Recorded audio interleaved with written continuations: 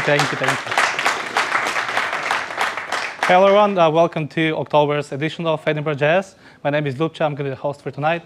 There's a couple things before we start talking. I just want to mention the Scottish Technology Club that Jamie is organizing. And I want to thank the sponsors for this event. It's Fanduel, who's sponsoring the place, and Travel Perk. And both of them are hiring today. And we also have a shout out from Travel Perk, trying to find the people. Cool. Do you have the microphone? I can pretend I'm holding one. I will need it for. Hey, so I'm Cam from Travel Perk. I work within the tech recruitment team, and we're always hiring for good developers. Traditionally, it's full stack engineers that we do. However, there are going to be potential openings next year for specifically front end sort of focus if you want.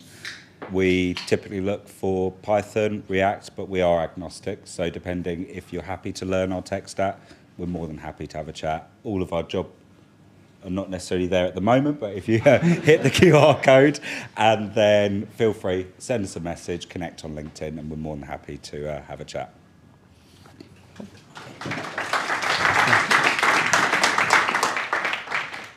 And we've got, I have two microphones now, and we've got another community shout out from Peter. I'm also trying to find, there we go. Take it away.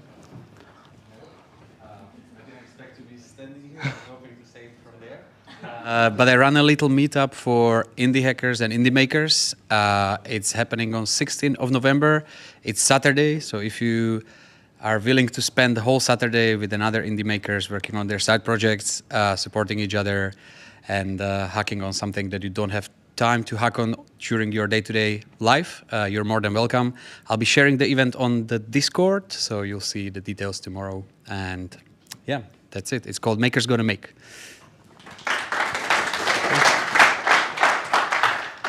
Thanks, Peter.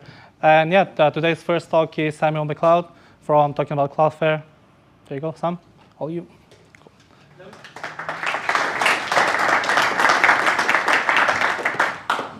I'm Samuel. I work at Cloudflare, as it says very helpfully there. I work on the Workers developer platform, on the authoring experience. And today I'm going to be talking about real-time applications, as you can see on the screen. So what do I mean when I say real-time? So real-time applications are really about presence. So when you go to a normal web application, like a newspaper or something like that, kind of more traditional one, you load the newspaper, you see the web page, but nothing changes after that. A real-time application, you get changes after that. So when you go to a messenger application, if you go to WhatsApp, you see your friends come online, offline, you see messages come in, so you see things happen as you're interacting with the application without buttons, without having to refresh the screen, that type of thing. And so this kind of becomes problematic when you compare it to traditional web applications and how we implement it. So a normal web application, like a newspaper, the client always initiates every interaction. So the client says to the server, I want a newspaper article, I want a newspaper article, and the server says, OK, sure, here you go. And then the client loads it and shows it to the user. And that works fine. And when you navigate, you get the next article, et cetera, et cetera. But with something like a real-time application, where your friends are coming on and offline for a messaging application, you're having messages coming in, the server is the one that knows when there's new information. It's not the client. The client wants to know when there's a new message coming in, but it doesn't know when that happens.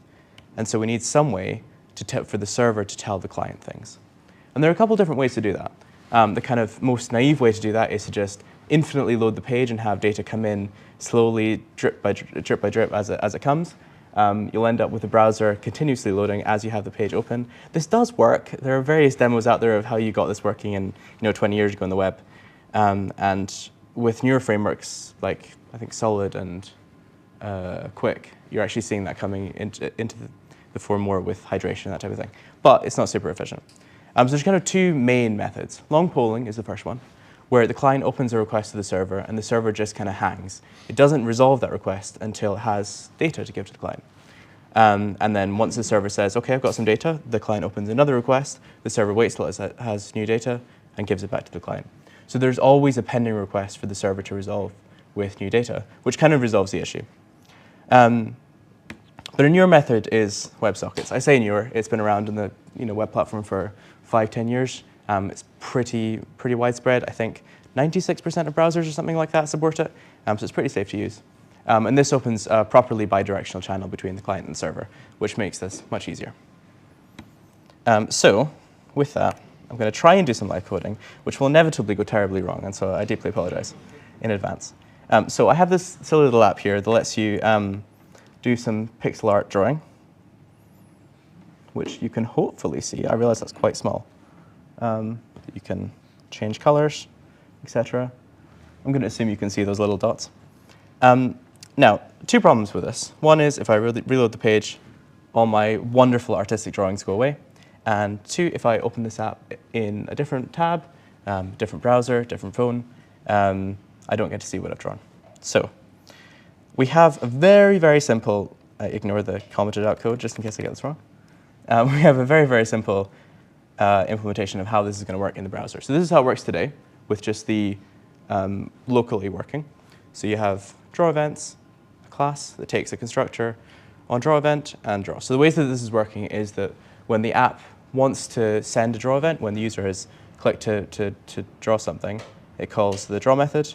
And then when this kind of state class wants to tell the app, OK, draw something on this square, it calls this on draw event constructor method.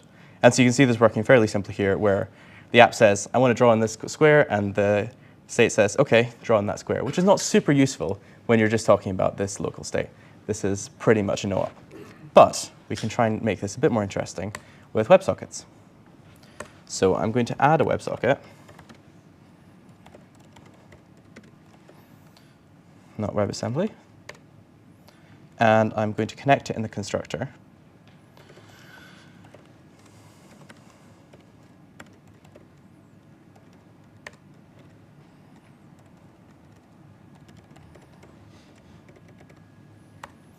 So this is just going to create a new instance of the WebSocket class, connect it to this handily running WebSocket server, which we'll get to in a second, and just assign it. So this isn't going to do anything right now.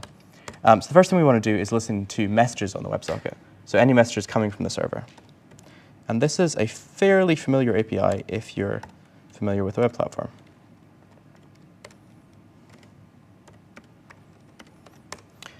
So each message is going to have a data property and also a bunch of other things, which you can look into at depth if you want to. A data property which has the actual data of the message. The other properties are things about how the message was transmitted and that type of thing. We're going to assume that the server is being nice and sending us lovely JSON. In a real application, you probably want to validate this slightly more. Otherwise, this will blow up. And we can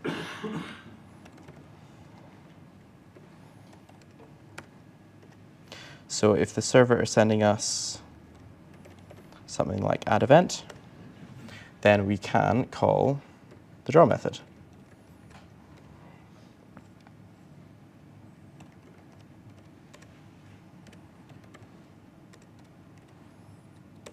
So we're saying here that we assume the server is going to send us events with some type, with the color and the position of where that's been drawn on a different tab.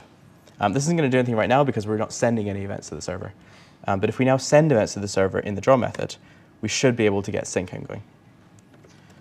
So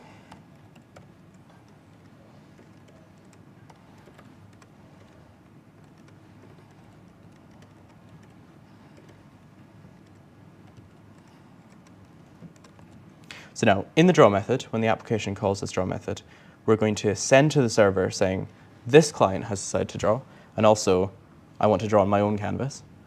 And then whenever the server sends us a message saying, there has been a draw event somewhere, then we say, OK, I want to draw that on the canvas too.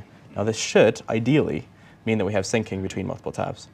So if I reload these 2 tabs and start drawing, then hopefully with any luck, excellent. It does, in fact, sync between tabs. First time. And you can see that works from either tab. Not all that pretty, but it gets the job done. This still has a slight problem in that if you reload the page, everything will be cleared. we will get to the server code, but we're going to make an assumption that the server is going to send us an event when it starts up with all of the events, well, all of the kind of draw events that have happened on the canvas so far.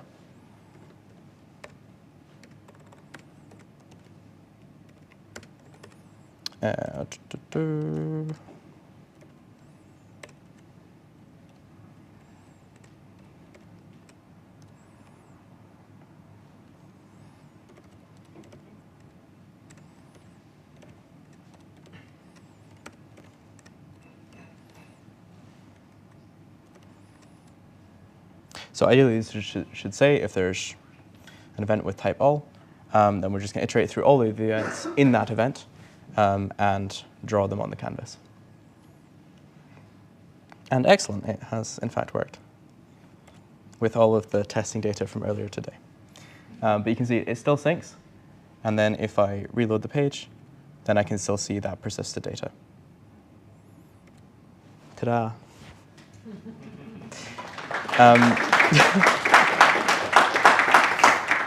So it's really kind of as simple as that. You don't really need all that much code just to start up a WebSocket connection, send data, listen to it, and kind of have that real-time syncing across tabs, across devices, etc. This is not deployed, but if it was deployed, then any of you could go to this and also draw on this pixel art canvas. Now, the server code for this is obviously slightly more complicated, but it's not really all that much more complicated. So for this, I'm going to use something called durable objects. Hands up if you've heard of durable objects. I will take that as a win. Usually it's no one. So durable objects are hands up if you've heard of Cloudflare workers. Much better, OK. So Cloudflare workers is Cloudflare's serverless development platform, and durable objects are a kind of stateful compute primitive. And basically, it's a JavaScript class in the cloud. So you can run compute, and you can also have state there. I'm not going to turn this into an advert for Cloudflare. You can do this with any other platforms, but this is what I'm most familiar with. So we'll go with that for now. And so basically, what you do with a durable object is you get a fetch request. Your fetch function is called whenever a request comes in. And so in this case, the request is the WebSocket connection being initiated. And we are going to ignore all this. So we're going to start a WebSocket connection.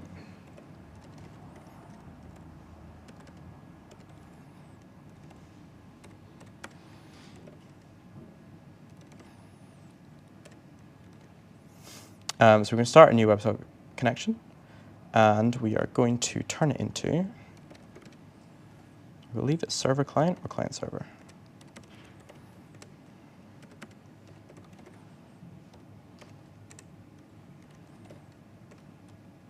So the requests come in, we're going to get this client and server connection parts of a WebSocket, and then we're going to send the client part back to the user. We're going to keep the server part around ourselves to do stuff with. So let's send the client part back.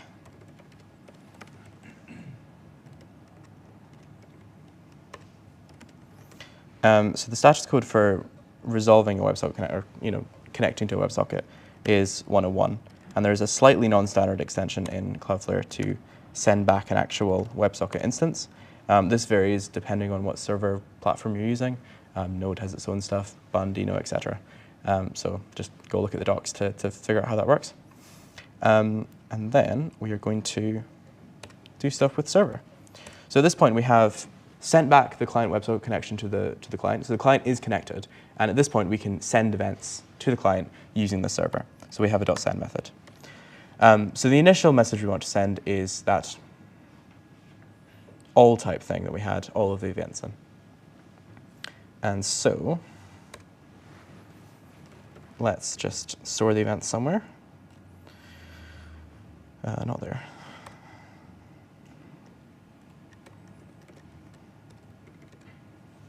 JSON.setTime. Hey, dear me.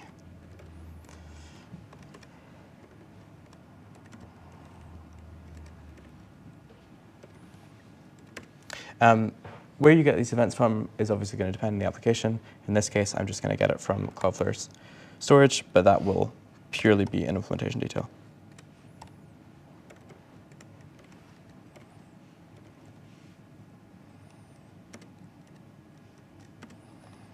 I'm just going to call it events2 in case I have a bunch of test data in there. So that should, in theory, work to send the initial message. Now, what we're also going to need to do is send the rest of the messages as they come through.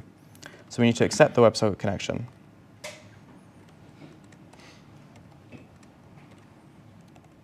So we need to persist the server WebSocket connection so we can keep it around and do stuff with it. And then once we've done this, we can have this WebSocket message callback, which will be called every time a WebSocket message comes in.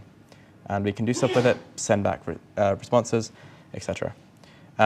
For this, because I'm conscious of time, I'm just going to copy a snippet of code, which will hopefully mean that this actually does work.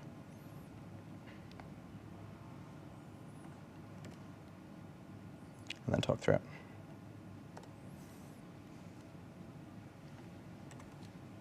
So what we're going to do here is get the data from the WebSocket message. Again, we're assuming the client is being nice and sending us a good message. If it isn't, this will blow up. We're going to get the events from our data store. And if the client has said, hey, I've got a new event, then we're going to store it in our data store. And we are going to, for every connected WebSocket, we're going to send it as a new event. So whenever one client sends a message up saying, I've got a draw event, it will send it out to every other client saying, there has been a draw event somewhere. And so in theory, this should continue to work if I reload both of these. Excellent, it has not. Very good. And your keys from this event to the events too, right? That's a very good point.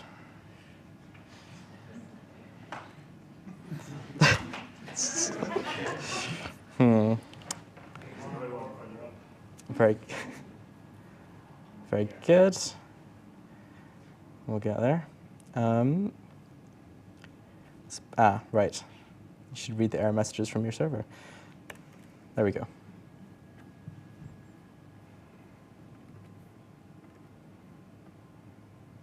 Amazing. That is now working. I think. Yes? Very good. I can barely see on that screen, but it seems to be working on this screen. Cool. So that is not very much code. That is about 20, 30, 40 lines of code. And we have 2 tabs synced. It will work across device, etc. So yeah, that's kind of it. It's really as simple as that. And it's very, very easy to add real-time to the applications. It does make the experience a lot better for users. And go try it. That's kind of where I'm at. And yeah, any questions? Right on time, 20 minutes.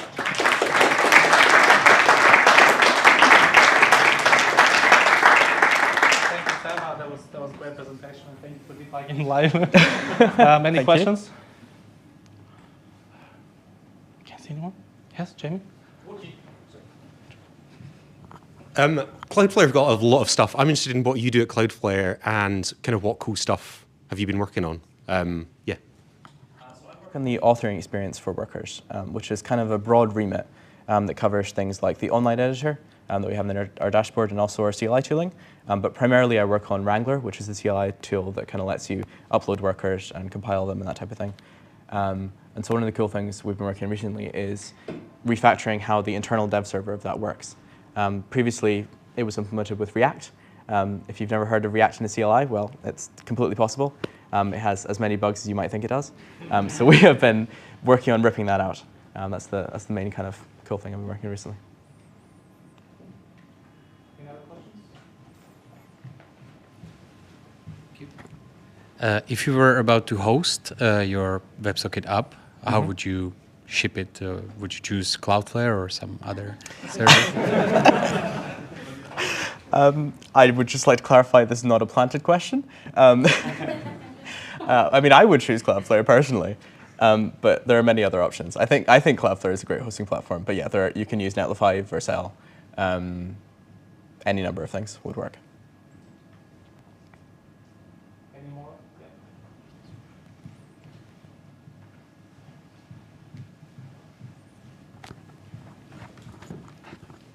So my question is, when you are saving the data and syncing it both sides, are you, does it also getting cached in the browser for the client, for the users? Is it getting cached, or in terms of cookies, or it's not coming there? So it's not being cached in the browser at all in this demo application. It's being stored in the cloud, and whenever a client connects, it says, okay, I want all of the data from the cloud, gets it down, and then just sends events up and down as it goes. So But if, for instance, I was offline, none of this would work. But yeah, you can definitely extend that's this. what to- I want to say. Like, it would be much faster to catch the data. Like when you did the refresh, if you have a cached like cookies available for the user. it Yeah, will absolutely. So automatically in a real without- application, you probably want some sort of offline sync, and you probably want to be kind of just having everything offline and then syncing things in the background. But it makes for a better demo, I think, to have things change immediately. Okay, yeah, that's fine. Anybody else? No. Okay, I think we'll have a short break. People can take a drink, and we'll go for the next speaker. Thanks.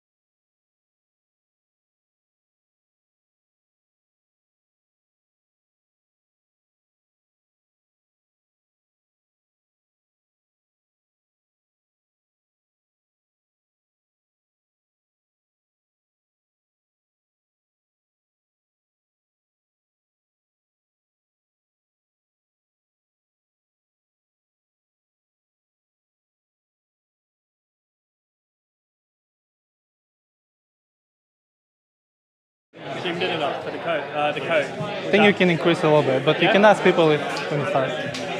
Okay.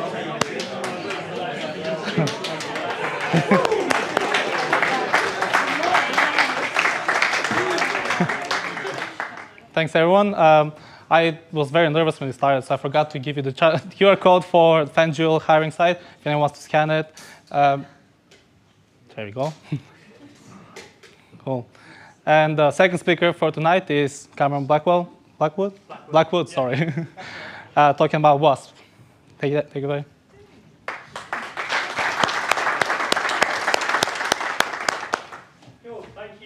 Having me, everyone, and thanks for the invite to speak tonight. And before I forget, massive thank you to the WASP team, who, without their help, I definitely couldn't be doing a presentation on their absolutely amazing tool this evening. So for those who haven't met me before, I'm Cameron. I hang around at these events quite a lot, so you might well have met me. I'm an indie hacker, software engineer. I try and build businesses in my spare time because, you know, couldn't get enough of coding in the middle of the day, so I do it in the evenings and weekends as well. So make of that what you will. Today I'm going to be talking to you about WASP, which is a tool that allowed me to launch my most recent SaaS in seconds. And by seconds, I actually mean 6 to 8 weeks rather than 6 to 8 months. It's an absolute game changer, and yeah, I hope you enjoy. So a little bit about me. As I said, I've been a software engineer for over 5 years, self-taught, following a career in technical sales and recruitment. Basically spent a long time either selling technical solutions or placing people into jobs and realizing, hey, actually building this stuff seems a lot more fun. Specialized primarily in the front end, currently work in retail logistics software as my day job. And yeah, as I said, I love shipping businesses alongside the day job, and I'm a huge believer in building in public because I think it keeps you accountable, I think it allows you to teach other people about what you've learned, be taught, and also as well, you know, it's just really good for your general personal brand. On the rare occasions where I'm not on a computer, I'm either there and playing rugby over at Inverleith Park in the Newtown, or watching a much higher standard over at Murrayfield. If you want to connect with me, you can do so via the QR code.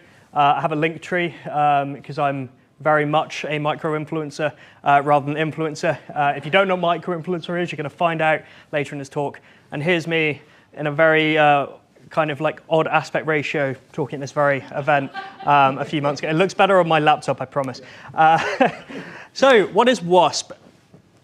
I don't remember this because I was kind of leaving primary school, but I'm told this was huge. Ruby on Rails changed the game, and it created some of the biggest startups of the mid to late 2000s. You know, companies like GitHub, Airbnb relied on this piece of infrastructure. I don't think we've ever really had that moment for JavaScript, and as you may have guessed, I think we may have by now. So WASP is an open source, full stack TypeScript framework. Basically, it's React, Node, Postgres, but they're not just glued together. There's also one-click deployments to fly, but you can deploy wherever you want, wherever you can run a Node server, essentially. You can use WASP as much or as little as you like, so it's extensible. You're not locked into stuff. For example, a lot of people run Supabase as their database rather than using your own database that runs on the WASP server. So it comes with several configurations when you load it up about how you want to configure it. So you've got your blank, your simple version, your SaaS, which is my favorite, embeddings if it's an AI application, and the AI-generated one, which is absolute magic because you enter an AI prompt into a terminal, and it tries to make you a SaaS based on those specifications, which is crazy, slightly worrying for the future of my profession, but there it is. The cat's out of the bag anyway. So WASP also includes these lovely things which any SaaS is going to need. So your authentication and therefore authorization, emails, cron jobs, payments via either Stripe or Lemon Squeezy, server actions, and analytics with a variety of providers. And these things all have a plug-and-play setup. So it's bring your own API keys. So just to help you have a bit of a visual idea of what the stack actually looks like, we've got React, which runs bundled by Vite on the front end. So that's basically as fast as it gets in terms of the commercial bundling tools. Node.js as the runtime. Postgres, which is the database, and you connect to that using Prisma, Azure ORM, which if you're not familiar, basically makes working with your database a much easier and less painful process. It has one-click deployment using Fly, so you just deploy via the command line. It's a simple command, wasp wasp deploy, fly deploy. Bit of a tongue twister, but it's a simple command. And then you just specify your environment variables after that, and then you're up and deployed and in the cloud. It's fantastic. So why the buzz, if you pardon the pun? WASP utilizes some of the most popular tools in web development ecosystem. So it's not that they're chasing popular things. It's the fact that most people in here are going to know some WASP, if not all of WASP. So actually, anyone in here with a laptop could probably get up and running with WASP within 5 to 6 hours, probably less than that, which is fantastic and the gold standard. And the WASP team's focus is actually on making this process a bit quicker as well. So with each new release, you need to know less and less WASP-specific stuff, which is fantastic. So it also works very well with AI code generation as a result of that, because LLMs obviously are trained on data.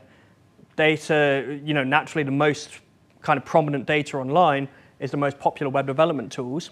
So of course the bots are going to be most accurate on that, or at least they're going to have the most information. So you can easily use code generation with WASP. You're not going to have an issue where the bot's got no idea what you're talking about. It basically handles all the functionality of a SaaS that you would potentially need, because as I said earlier, most SaaS tools have the same few bits of functionality that are a pain to set up. And what this does is it just allows you to focus on that business value. So if you're an entrepreneur, WASP is such a clear choice, because you get rid of that first 50 to 100 hours of absolute slog setting up stuff that every time you set up a business you have to do.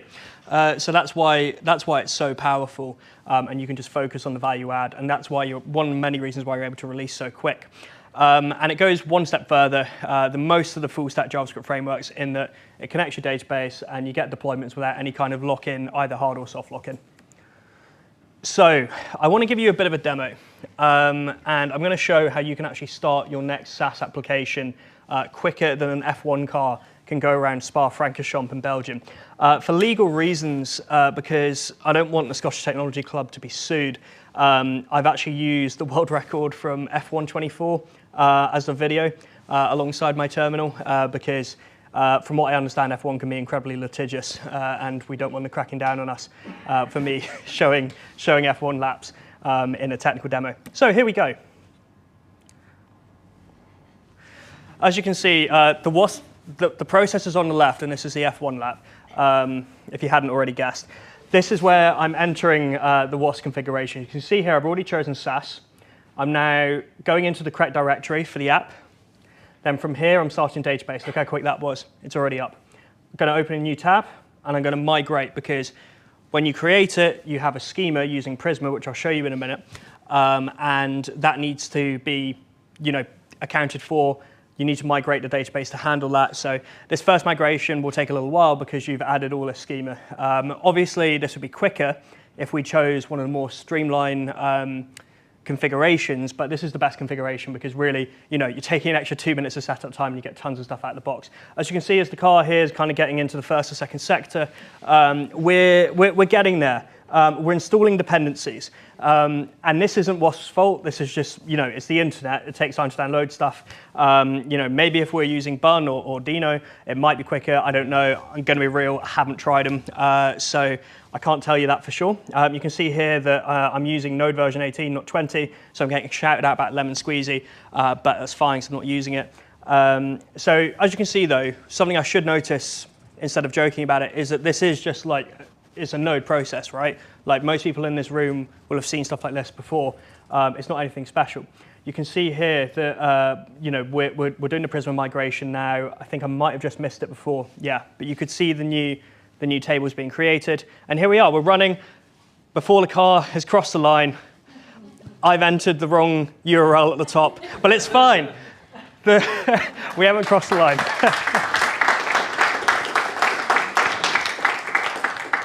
And that's with no custom configuration, nothing like that. I'm not that smart. I'm going to be real with you all. It is just that good. And no, we don't need to see it another time. OK, right. So if you want to scan that QR code, that will take you to the repo. But what I'm going to do is I'm going to give you a whistle-stop tour of what we just created. So obviously that was a recording, but I deliberately haven't touched what it generated based on, apart from me making a few notes in the sidebar. By the way, this isn't what the talk's about, but sidebar markdown notes is the best VS Code extension. I just stick all my acceptance criteria of my tickets into that. It's brilliant. So this is where we define the app. So this is the main.wasp file. So you can see here, this is where we put the script tags. So if you want to put in your analytics, that's here. Mine on my main app are actually elsewhere because I'm using PostHog, and it's done a bit differently. But the cool thing about WASP is you can bring a lot of your own tools. So this is where authentication happens. So we can see here the entity that we're using is user. We can change that. That's just how we set it up in the Prisma schema, which I'll show you in a minute. We can see where emails be sent from. So when you sign up and you get an email, at the moment it will say from OpenSAS app, but if we change that to, EdinburghJS, live coding, get that. So you can see the email. Obviously, you'd want to change me at example.com because that would fail. And you can see where it comes through for all the functions. So that's how you control that. This is the OAuth providers, so you can uncomment these if you're using them. So at the moment, they support Google, GitHub, and Discord. You might be able to implement others of your own. These are just the officially supported ones. And like these days, users tend to expect OAuth, so it's handy to have. And then this is where you define where the users will go after either they've been rejected or they've signed in or whatever. So if we scroll a bit further down, you can see the database here. The handy thing about the Postgres database is they provide some seed files for you. So if you're not familiar, that's basically a function that will populate your database with realistic and useful information. So they do that out of the box for you, which is awesome. Here is the email sender. So at the moment it's dummy, so it's just running locally. But in my real app, I'm using Mailgun here. So all I did was plug and play my API key, and it will start firing out emails, no pun intended, from Mailgun. And it just works. Honestly, I know I keep saying it just works, but I promise you, it does just work. So routing works like this, and it actually, I believe, uses React Router DOM under the hood. So you define your routes, and then you define the page component, and you can define paths. Obviously, you can have query params and wildcards and things like that in there. And then these obviously correspond to your actual React components in there. So if we go a bit further down as well, you can see here these actions. Actions refer to anything that's not a GET request. So your posts, your puts, deletes, your patches. So these are, for example, if we look in here, the update current user. So this is one that comes out of the box, and you can update the user ID. You can send it a body of information that corresponds to relational columns, and it will just update it. So again, that shows as well you have to be authenticated as well. The one above that, a couple above that, was a query. So that's a GET. And if we look up here, maybe not up there, down here, the get paginated users. Again, this is the sort of code that you'll be very familiar with if you've used Prisma before. This gets back an array of users that's paginated. So we split them into chunks for performance reasons. So again, it's a Prisma statement here that you can see. So if you're unfamiliar with Prisma, that leads me on to my next point. This is where we define our models. So a model basically maps to a table, and then you can have type safe columns in that table. So also as well has IDs, defaults. So for example, UID for ID. My one contribution to WASP code base so far is I changed that from an integer to a UID. So I'll take the applause later. Don't worry. So that's how the schema works. So again, you can see some are optional. Some are unique. You can have default values. You can have date times. It's extremely powerful. And for someone like me who is very front-end focused, I find Prisma extremely helpful to actually understand, what's going on in the database, because I don't speak back-end naturally. I'm very much someone who relates better to front-end, so it's very helpful for me. The final thing I want to show you in the code base is this, which is job. So this just refers to a function, but it's a cron job. So what that does is it uses pgboss, which then kicks off this function, and you express it here. So that's every hour, but obviously you can set it to whatever you want, and then that fires this function. So it calculates the daily stats of your SaaS. So it will give you basically a report that likely will be emailed to you as the administrator. So that's your whistle-stop tour of WASP. Obviously, it goes so much deeper than that, and I really encourage people to try it out. So just a few bits about why I chose to use WASP. So I am building the Moneyball for influencer marketing. That probably sounds like madness if you've never seen this film, but it's essentially the idea of these two guys. It wasn't actually Jonah Hill and Brad Pitt, but the what's his name, Billy Bean and Peter Brand, how they revolutionized baseball about 20 years ago using data science and statistics. So my whole idea is, why can't we do the same for the influencer market and find undervalued influencers who are creating amazing content and outperforming their metrics? They're going to be cheaper to work with, likely are more trusted by their audience, and thus have a much better ROI for brands to reach out. So I figured no one's really doing this, certainly not diving deep into the advanced statistics, so I figured why not try this myself. So that's what I used to build WASP. To build micro-influencer, I used WASP. It meant that there was lots of front-end, back-end, front-end interaction, so an ORM was necessary. The schema, I didn't know what it was going to look like. It was going to change all the time. So again, that was very helpful. I still wanted it to be relational, so it's got the best of both worlds. I was going to use cron jobs all the time, which, as I just showed you, is very easy in WASP. And I needed to implement payments and other major SaaS features without having to think about it too much. And this is what I think, genuinely, after a couple of months of using it, I was shocked. I thought it was going to have much more of a learning curve. It really didn't. I was comfortable within a few hours. And I launched way quicker than usual without having to pay for a boilerplate code base, which, if you've been on Twitter in the last 48 hours, has been very controversial. Yeah, I can tell who's got a Twitter account, or X as they call it now. So I was easily able to use to add tools without the official support. So in my case, it was PostHog. And the in-person team are absolutely fantastic and clearly really love what they do and are always there to help you out. But the other thing they've done is they've trained a bot on their history, on their questions that they get asked and their GitHub issues, which means if it's 3 a.m. and you've been smacking your head against the wall because you can't work something out, you can just tag that bot, and honestly, 85% of the time, it gives you the exact solution that you need, which is absolutely incredible. And for me, just generally as a developer experience thing, I found their router easier to track than the file-based routing you get in other frameworks. And it just allowed me to focus on business logic, which is great. So that takes me towards the end of the talk, but I was actually watching GlasgowJS back the other night, and I watched James's talk about his experience building a site to help ferries in the Shetlands, I think, and help people basically get a better deal on the ferry. And it was a really great talk, but something he said at the end that I thought was a really good thing to say is that if you don't understand everything in this talk, it's okay, because I know there might be people earlier in their career, and I personally learned everything I know by just trying to build stuff and trying to solve problems I was facing either in business or my personal life. And don't be afraid to do the same. Like, you're probably not going to do anything too bad as long as you have AWS spend limits enabled.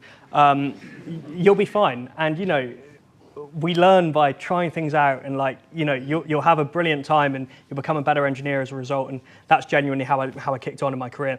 And yeah, just a little point from Reid Hoffman is that if you're not embarrassed by the first version of your product, you've launched too late. So if you've got that idea, just build it. Just see if people want to use it, and just launch it. Why not? I was embarrassed by V1 and micro-influencer, and now I've made 3 sales, and making internet money is a magical and strange feeling. And I'd recommend it. It's great. So if anyone's got any questions, that again, in case you somehow missed it, is the QR code to the repo. I genuinely really love this tool and would highly recommend people try it out. Thanks for listening.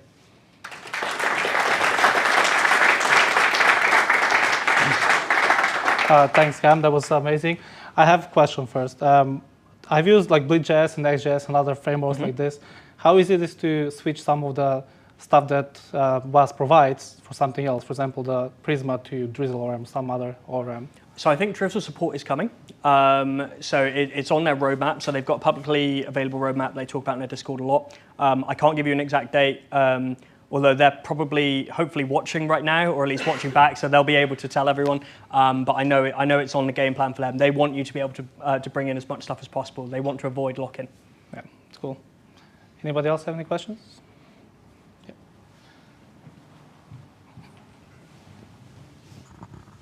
Thanks. Is it like funded, or like are the core team who are working on it, are they doing that in their free time, or is that funded by someone? So it's funded, yeah. So they started off doing it in their free time, and it actually got funded by YC. So there is a team of 6 or 7 people, and they're mostly technical. I think there's 1 or 2 people who do marketing for them as well. But yeah, they're funded, but it's fully open source, and yeah, it's part of a wider trend of funded dev tools that are open source, which I think is a great thing. Do you know where they're going to make their money from? Like, is it deployment, do you think? I'm probably not the person to ask, to be honest, but they're not gonna lock this down. Sure. I think they'll probably announce that relatively soon, what the long-term plan is. But yeah, I can't speak for the team. Any more questions? No? Okay. Well, thanks, Cam, again.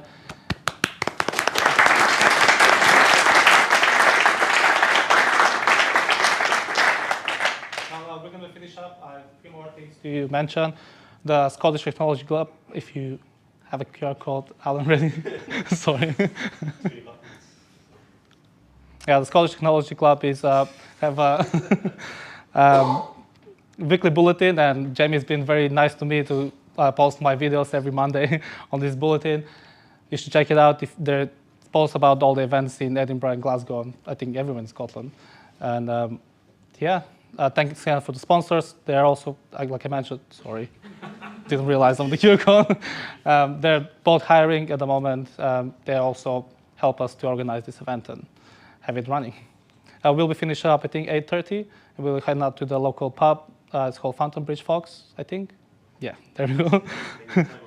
Yeah. Yeah, that's pretty much it. Thanks all for coming. Thanks all for tuning in.